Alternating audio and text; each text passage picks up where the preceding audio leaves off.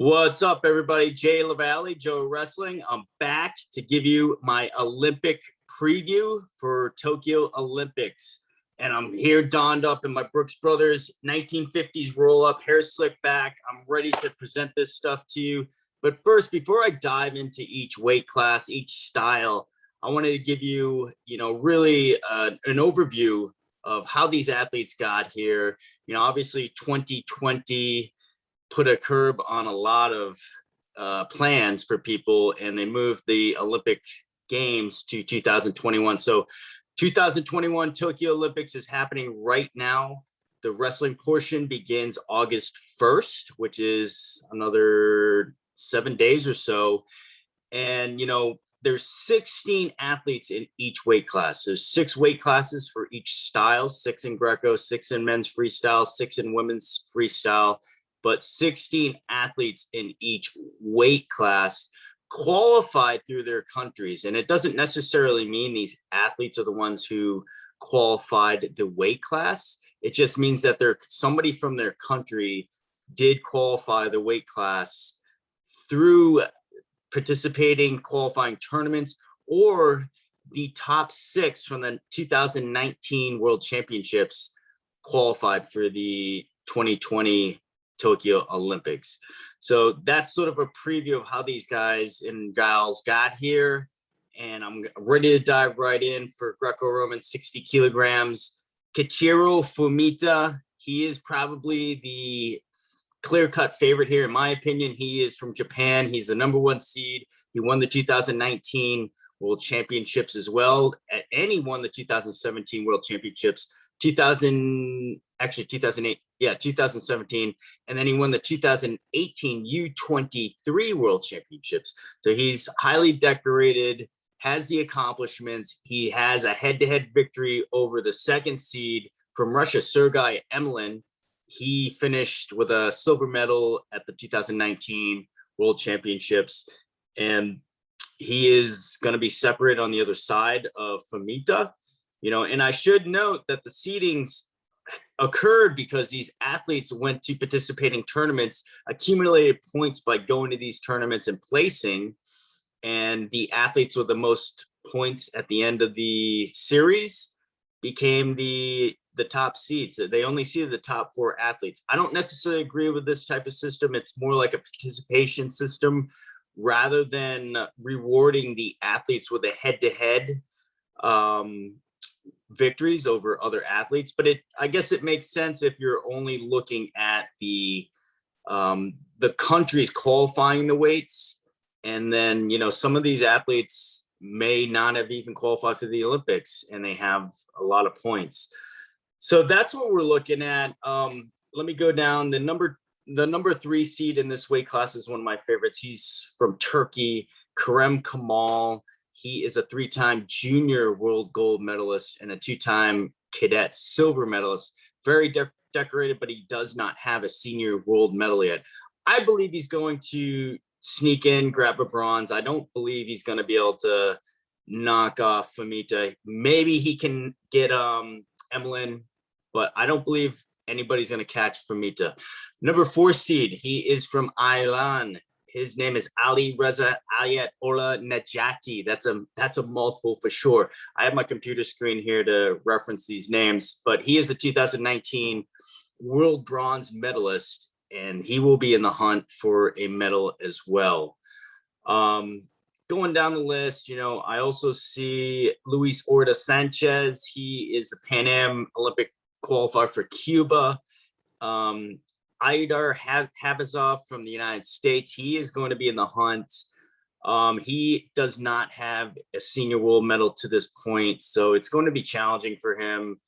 But I'm sure he's going to be right there in the hunt. Let me see who else might be standing out here. Let's see. China's Sakli Walan. He was the 2018 world bronze medal. So we do have quite a field here in high depth of accomplishments. But again, I believe Fumita is going to take it. and you'll have those guys chasing him in the end. And Fumita, obviously, Japan right now is dominating in judo, and they're well prepared. They know this thing is on their home turf, and they're gonna make their country proud. So that's 60 kilos. It's about 132 pounds. That was my weight class when I was competing. Far cry. I will never see that weight ever again in my lifetime. But these guys are they're like Ferraris. They're fast, they're strong, and they're gonna let it fly. All right, here we go. 67 kilos. Now, 67 kilos. Let me just run down the top 4 seeds first so you can get an idea who we're dealing with. 2019 world champion Ismael Berea Molina. He is explosive. He is fun to watch. Number 2 seed is from Egypt. He is Mohamed Ibrahim El Sayed. He is the 2019 world 5th place finisher. That means he was in the bronze medal match at the 2019 Worlds and did not place. However, he does, by virtue of that placing at the World Championships, he qualifies for the Olympics. Number 3 seed, he is very tough. I've been watching him for a long time. He's a 2019 world silver medalist, Artem Surkov. He's very tough, and he will be in the hunt. And then the 4th seed is from Serbia, Meti Nemes. He is also very well versatile, and he will be in the hunt as well. However, you know, my overall final pick is from my home country, Korea. His name is Hanso Liu, and he's a 2-time world champion. This will be his, I believe, his 2nd Olympic Games. In Rio, I believe he was 5th place. He was so close in medaling. He is only one of 2 athletes from Korea at the Olympics, which is very disappointing. His longtime teammate, Olympic gold and silver medalist Hyungwoo Kim, he is not with him, and I'll get into more of that later on. So I think there's a lot on the line for Liu to come home, grab a medal, and bring it back to Korea. So I'm taking Hansu Liu from Korea. He is he's going to be in Tokyo by virtue of winning the Asian Olympic qualifier. You know, and that's not to say, you know, Hansu has an easy road. He's not seeded, and he's probably gonna have to hit, I would say he's probably gonna have to hit Molina. And I believe they faced each other, and Molina got him 5-0, or he's probably gonna get Surkov. All right, and these are winnable matches for Liu. Liu has a different type of style than the rest of the world. Korea is very dominant in the hand fight and controlling ties, and then sneaking a quick score in. But you know, in addition to these guys, Frank Stadler, he is a multiple world medalist and champion. Let me see. I have my computer screen here to reference. So Stadler from Germany, he's a 3-time world champion, 2-time world bronze medalist. So he is going to be in the hunt and looking to knock somebody off and gain a medal. In addition to these guys, you know, we have Alejandro Sancho from WCAP, United States WCAP. That's the Army program for Greco-Roman. He's going to be in the hunt. You know, he knocked off at the U.S. Olympic trials. He knocked off Ellis Coleman, which to me was a surprise. I had Ellis Coleman. Well, not a surprise. I mean, these Greco guys in the United States, they're hungry and they're looking for blood. But I was surprised. I wanted to see Ellis in there, but we got Sancho in there. Let's see who else we got. World qualifier runner-up from the Ukraine, Paviz Nabov. He's a 3-time age group world medalist, and he wrestled in 2 world championships. Has not placed as well, but he is also going to be in there. And then let's see who else. And then we've got, let's see, Surkov, Mates, Eliad, and Stadler. Those are the top 4, and those are the guys that are really have had the most recent success at the world stage. And that's about it. I'm taking Hansu Liu here, my home countryman, and you got to take those guys. I'm a big proponent for it, regardless of what people got on paper. I've got to train with Hansu, got to be in his home country, got to be in his home training center, Samsung Training Center in Yongin, South Korea. And it was just an amazing opportunity, and to meet him, sit down, have dinner with him. Just amazing opportunity to do that. And then, you have to take the guys you support and you have close relationships with. And that's why I do it. So I'm cheering for Hansu all the way. So that's 67 kilos, 77 kilos. This is one of my favorite weight classes. I believe it's the hardest weight class in the world. Historically, I believe it's the hardest weight class in the world. And two of my favorite Greco-Roman athletes will not even be there, sadly. Roman Vlasov of Russia will not be there, nor will Hyungwoo Kim of South Korea. As I mentioned earlier, he will not be there. So different circumstances among both of these guys. 2019 was a weird World Championships because, well, number one, because neither one of those guys placed. If they placed top six, as I said, they would have automatically qualified for this games. However, well, I shouldn't say that. If they placed top six at the 2019 World Championships, they would have qualified their country. They wouldn't have qualified personally as individuals, but they would have qualified their countries. I believe, the word on the street with Vlasov is he was having trouble making the weight, and he had not made 77 kilos, because of the COVID year. And even though he won the World Cup in October 2020, word on the street is he was having trouble making the weight. And, from October, was it October 2020? Yeah, maybe December. So Vlasov would have had to make the weight October 2020 at the Russian Championships, and then the World Cup in December 2020. And they gave Vlasov quite a long time to try and prove that he's the guy. There's three guys in Russia at 77 kilos that were in the mix, and Vlasov, he had beat them all. But there was one guy that was clearly, I think, better, that they thought he would be the better candidate or delegate for Russia at the time. And so they gave Vlasov one last opportunity to prove that he's the guy. And he went to, where did he go? He went to a tournament in Europe, and he did not place. He lost, and that was it. I believe they based their decision off that. If he won it, I believe he would have been the candidate and delegate to represent Russia in Tokyo, but he did place, and they took the next guy, who is, what's his name? Find his name. Some of these names are very hard to pronounce. Alexander Chekchirlin.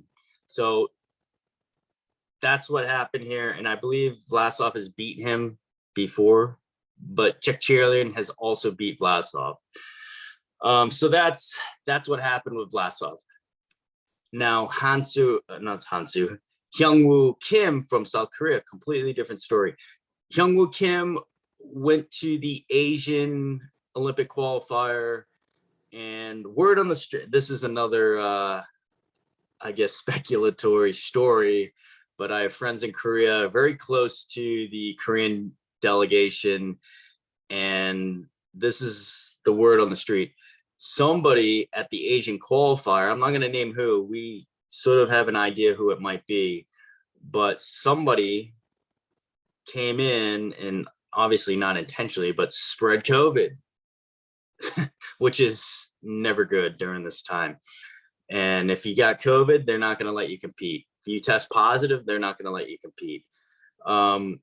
Irregardless, it looked, at the Asian qualifier, apparently Hyungwoo Kim did pass his COVID test. However, he did not look good at all.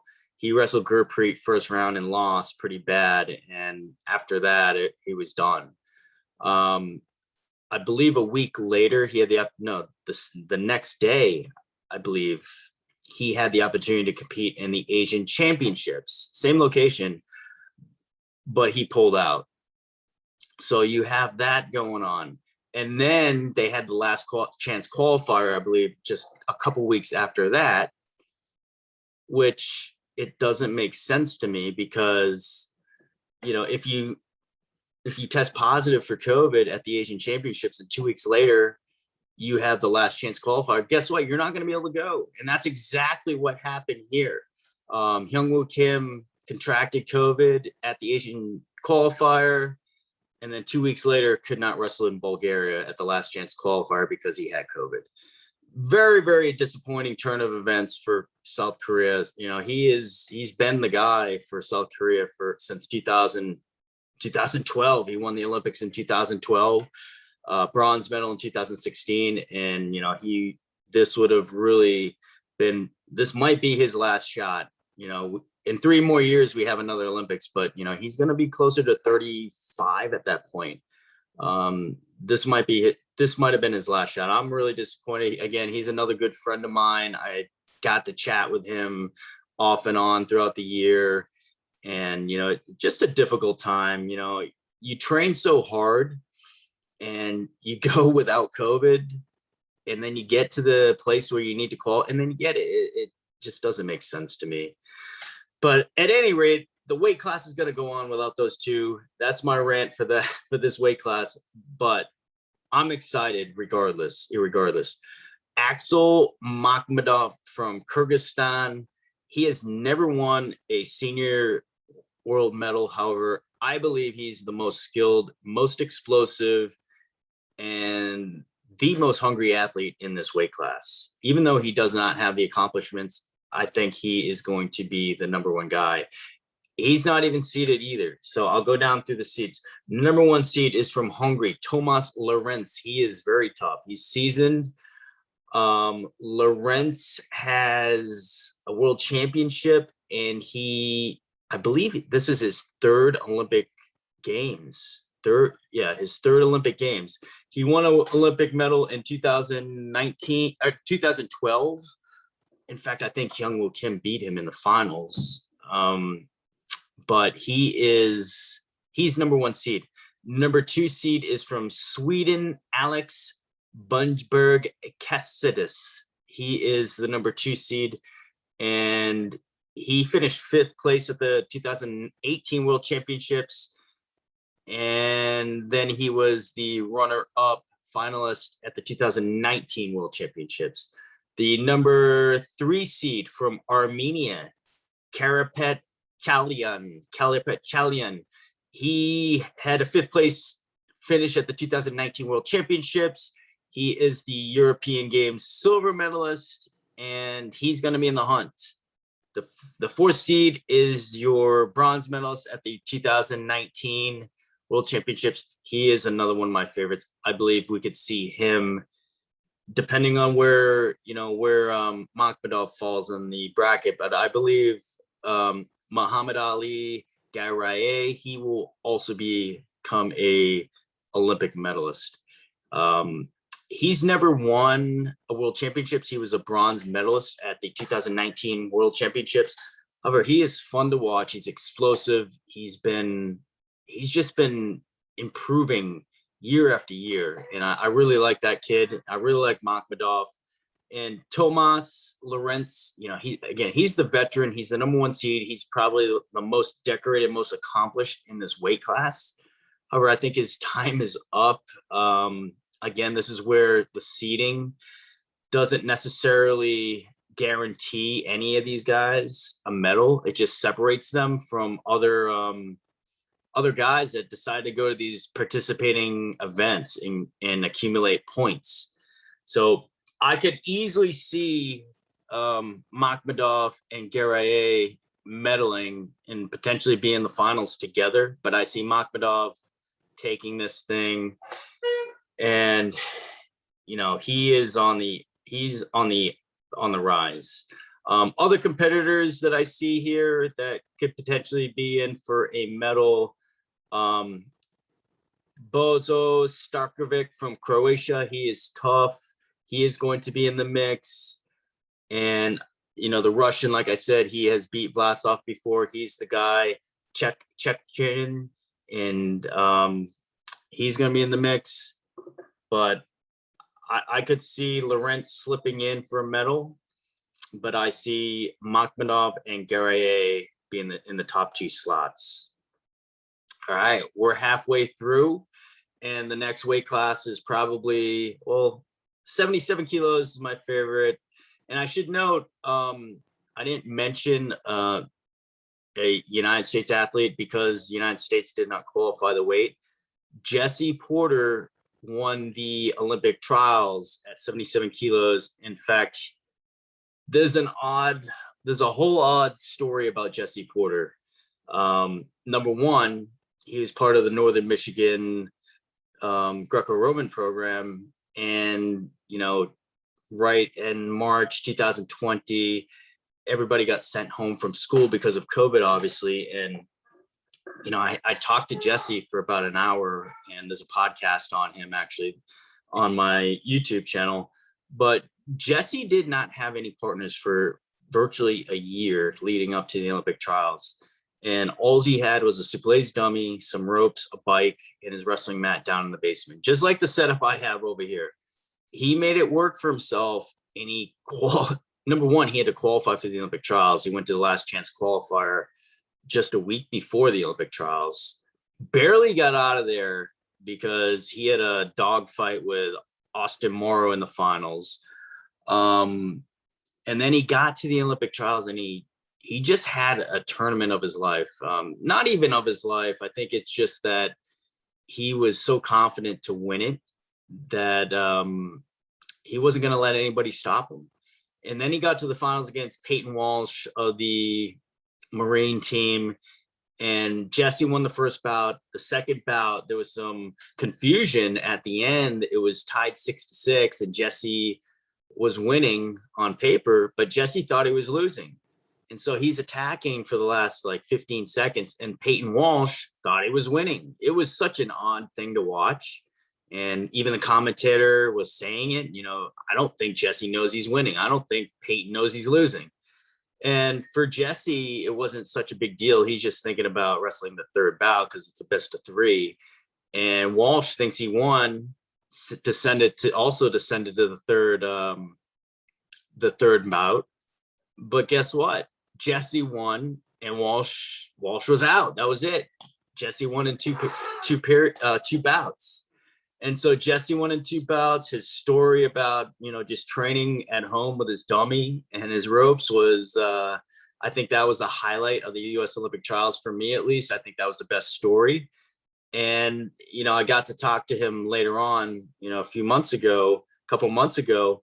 And the second part of this whole crazy trip here of trying to get to the Olympics, qualifying the United States for the Olympics, was that his trip to Bulgaria for the last chance qualifier got delayed by a day because the airport wouldn't let him board because he didn't have the proper COVID credential. He needed a certain COVID test to board the airplane. And even though his whole team and support staff had contacted the airport, asked them if this was okay, and they told him yes, he was still not allowed to present it and board the airplane. So you can imagine that had thrown him for a loop, trying to make weight on the way to Bulgaria and not being able to even get on the plane. It's just stress. It's internalized stress. No matter how you cut it up, it's internalized stress, and he had to deal with it. Thankfully, he got on the plane the next day, but he lost an entire day. Got to the event, he's amped. I know he was amped up, ready to go and just win the whole thing to qualify the United States. But I think sometimes that deflates you. The adrenaline gets going, and you try and convince yourself you're good to go when in fact you might be. But then all that adrenaline that you let rush through your body just saps all your energy. And that's the feeling that I get. He won't admit it. He will never admit it, but that's a feeling I get. And unfortunately, Jesse won't be there. He should be there. But, you know, unfortunate circumstances for sure. 87 kilos. My man, Johnny Stefanowicz, he is from Maryland. Believe it or not, Maryland has three Olympic wrestlers in Tokyo right now. And well, there's more than three, but there's three that are actually going to compete. Johnny grew up in Pennsylvania, but he did live in Maryland for a little bit, started in a Maryland program. He went to my club with his brother, Chance Morris Stadler, believe it or not. And Johnny, you know, I told this story on one of my YouTube breakdowns. Johnny, he wasn't that good. He was about 120 pounds.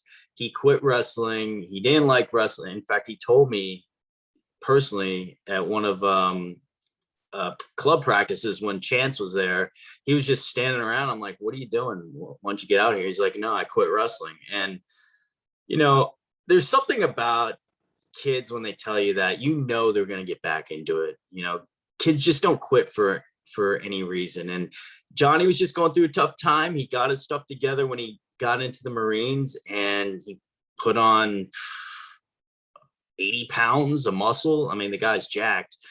And man, I'm so proud of him to really persevere through a lot of you know, life experiences and personal battles and struggles, and to make the Olympic team, you know, and it wasn't easy. It was not easy. He did make a world team in 2019. So, you know, he was the guy. To me, he was the guy to begin with. But he did not have an easy road at the Olympic trials.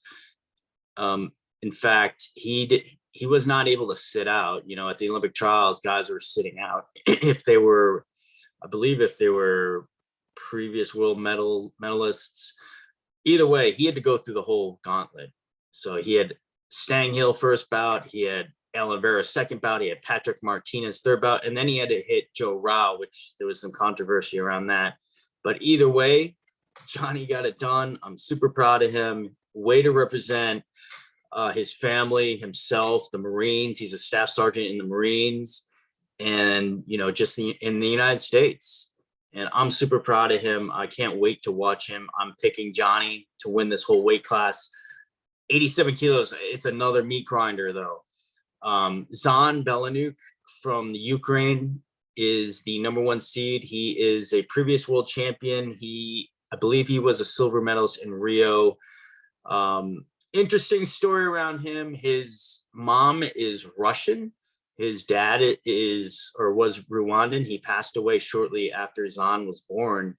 And Zan was born in Ukraine, and he's always been Ukrainian, even though he has, you know, I guess nationality in 2 other countries. But he is in the Ukraine parliament, so he is tried and true Ukrainian. And I think he's a phenomenal athlete, but he doesn't have a whole lot of offense. He likes to wait till he gets to parterre and gut you. And I did a whole breakdown about him on my YouTube as well. He's the #1 seed. Let me go through this as well. I'm sorry, he's the #2 seed.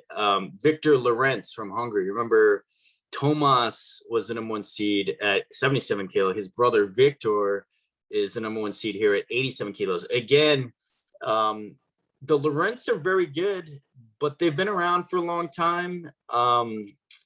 I just think it's time for these younger guys to step up and dethrone these older guys who are, you know, Lorenz and Belanuk, they've been around for a while. The #3 seed is a 2019 world bronze medalist from Uzbekistan, Rustam Askalov. And the #4 seed is the 2020 Pan Am Olympic qualifier finalist, Daniel Gregorich Hechevarria from Cuba. So there we have it. Johnny Stefanowitz is unseeded. He did not even qualify the weight for the United States. I believe Joe Rao qualified the weight for the United States. And this is going to be a dogfight. And I know Johnny is in for it and ready for it. But, you know, that's what I'm taking here. All right, moving on. We've got 97 kilograms. 97 kilograms. So I think this is clear cut. You know, there's a couple guys here that have a history of battling each other and the 1 and 2 seeds this year. From Russia, Musa Evlov is the number 1 seed. He's the 2019 world champion. However, Artur Aleksanyan, he is the number 1 2 seed. He lost to Evliov at the 2019 World Championships. However, Aleksanyan has the accomplishments. He has, let me see, I believe he was the Olympic champion in Rio. He was a bronze medalist in London in 2012, 5-time world finalist, 3-time world champion, and he's known as the White Bear. So I mean, he is a legend. And so he's seeking his 3rd Olympic medal here. And I'm taking him. You know, Evlov has the last win against him. However, if you have a chance to see him wrestle, Aleksanyan, go take a look at him. I mean, he is explosive and strong, and he's on the path for greatness here, I believe, in Tokyo. The number 3 seed from Iran is Mohamed Hadi Savari, and the number 4 seed is from Poland, Taziuv Mikulik. So there we have it at 97 kilograms. Let me just run down here. The United States delegate is Giangelo Hancock. He won the U.S. Olympic trials, and you know, he's explosive, and he's a big, strong guy. I think he's going to show us what he's capable of, but I don't believe he's going to be able to break through and knock one of these guys off. He'd have to knock one of those 1 or 2, Evlov or Aleksanyan. He'd have to knock one of those 2 guys off to get to the finals, and I just don't believe he has the horsepower to get it done. He's got the skill, but those guys have horsepower. It's just on another level when you start watching the international Greco guys versus the domestic Greco guys in the United States. Our Greco guys are, they're explosive. They're ready for a fight, but those guys are also, and they have horsepower. So that's what we're looking at, 97 kilos. And the last weight class here is 130 kilograms. Adam Kuhn for the United States. He is a little disappointing. He didn't qualify the weight, so there will be no representative for the United States. Adam Kuhn was the guy, and he won the U.S. Olympic trials. He was a silver medalist at the, I believe, 2019 World Championships. But I believe the big story here in this weight class is Minjan Lopez from Cuba, and he's seeking his 4th Olympic gold medal. He won in Beijing, which was 13 years ago. He won in London, and he won in Rio. So he's looking for his 4th gold medal. I believe he's going to join only one other athlete, and that is Yoshida from Japan, who has 4 Olympic gold medals. So this will be monumental if he can win this thing. However, Riza Kaliyap from Turkey is the number 1 seed. He is probably his rival, and he might be the only athlete to beat Lopez at the Lopez ever, and it was at the World Championships. I believe he beat him a couple times actually, but they go back and forth. In fact, Lopez beat Kaliyap at the Rio finals in the Rio Olympic finals. And so it's going to be interesting. Lopez is not seeded, so we could potentially see Kaliyap and Lopez before the finals. Number 2 seed in 130 kilograms is Abdeltif Mohammed from Egypt. Number 3 seed from Uzbekistan, Mumjan Abdullayev. And number 4 seed from Iran is Amin Mirzazadev. So there you have it.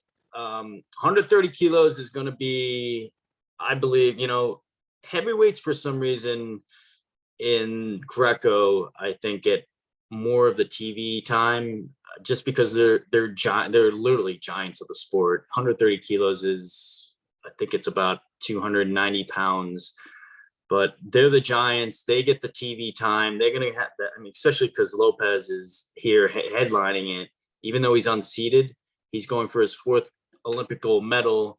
And, I think they're going to get a lot of airtime. So it's good for the sport. I hope you guys enjoyed the preview, and I'm going to post up, all the qualifying names and the countries and their credentials under the description here. So you have it. If you guys have any questions at all, let me know, and be on the lookout for the other 2 previews, the men's freestyle and the women's freestyle. Those will be coming out this week before the Olympic Games. I will catch you guys very soon.